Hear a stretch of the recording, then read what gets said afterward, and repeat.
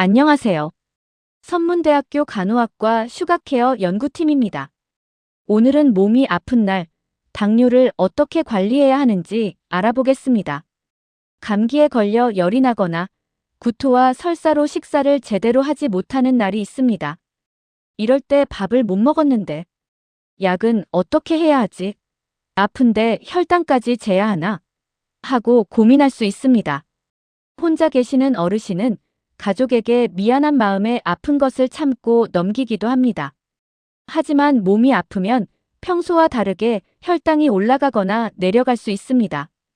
감기, 폐렴, 요로 감염처럼 몸에 염증이 생기면 스트레스 호르몬이 분비되어 혈당이 높아질 수 있습니다. 반대로 식사를 거의 못하거나 구토와 설사가 계속되면 저혈당과 탈수가 생길 수 있습니다. 특히 어르신은 탈수나 저혈당 증상을 늦게 알아차릴 수 있어 더 주의해야 합니다.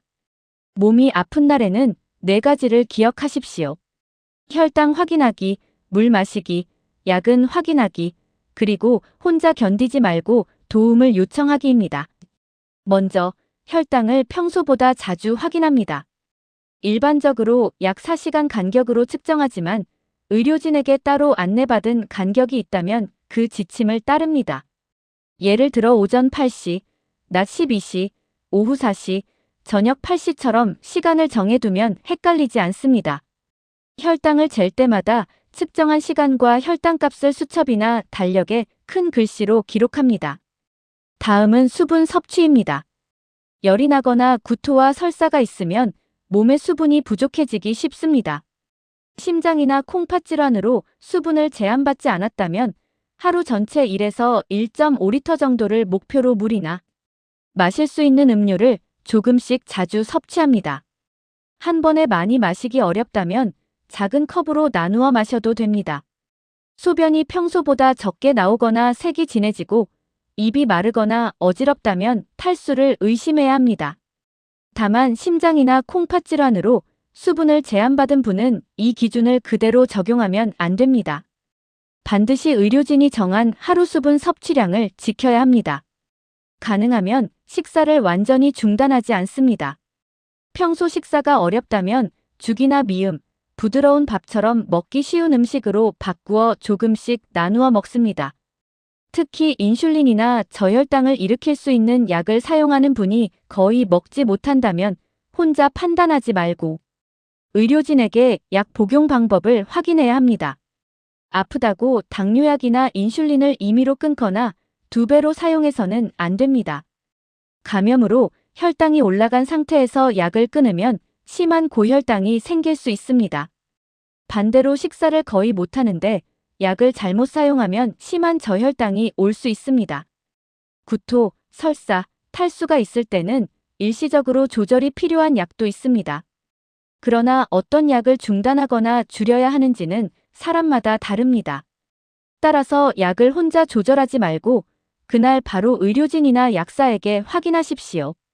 건강할 때 주치의에게 아픈 날의 약 복용 방법을 미리 적어달라고 요청해 두는 것이 가장 안전합니다. 열이 나고 몸살이 심하거나 혈당이 매우 높은 날에는 운동으로 혈당을 낮추려고 하지 않습니다. 집안일과 외출도 줄이고 몸이 회복될 수 있도록 충분히 쉬어야 합니다. 아픈 날에는 혈당, 체온과 증상, 먹은 음식과 물, 복용한 약을 간단히 기록합니다.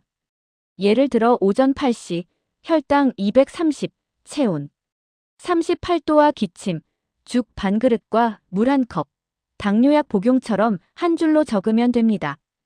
기억하기 어려운 어르신에게는 이러한 기록이 병원에서 정확한 치료를 받는데 도움이 됩니다.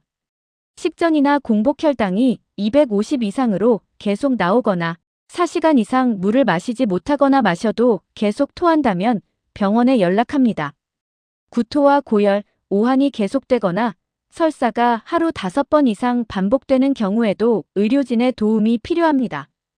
케톤 검사를 하도록 교육받은 분에게 케톤이 검출되었거나 약을 어떻게 복용해야 할지 확실하지 않을 때도 의료진에게 확인해야 합니다. 숨이 차서 한두 마디 말하기도 어렵거나 말이 어눌해지고 사람이나 장소를 잘 알아보지 못한다면 즉시 도움을 요청합니다. 물이나 약을 안전하게 삼키지 못하거나 심하게 어지럽고 기운이 없어 혼자 일어나거나 걸을 수 없을 때도 직접 운전하지 마십시오. 바로 보호자나 119에 연락해야 합니다. 건강할 때 아픈 날을 미리 준비해두는 것도 중요합니다. 혈당계와 검사지, 체온계, 복용 중인 약 목록, 병원과 보호자의 연락처를 한 곳에 보관하십시오. 혼자 사는 어르신은 연락할 사람의 이름과 전화번호를 큰 글씨로 적어 눈에 잘 보이는 곳에 붙여두는 것이 좋습니다. 다시 한번 기억하십시오. 몸이 아픈 날에는 혈당을 확인하고 물을 조금씩 자주 마시며 약은 임의로 조절하지 말고 확인하십시오. 혼자 견디기 어렵거나 위험한 증상이 나타나면 바로 도움을 요청해야 합니다. 이 영상은 일반적인 노인 당뇨병 교육 자료입니다. 개인별 약 조절과 수분 섭취는 반드시 담당 의료진의 지침을 따르십시오. 이 영상은 선문대학교 간호학과 이경은 교수 연구팀의 슈가케어 노인 당뇨관리 프로젝트에서 제작했습니다.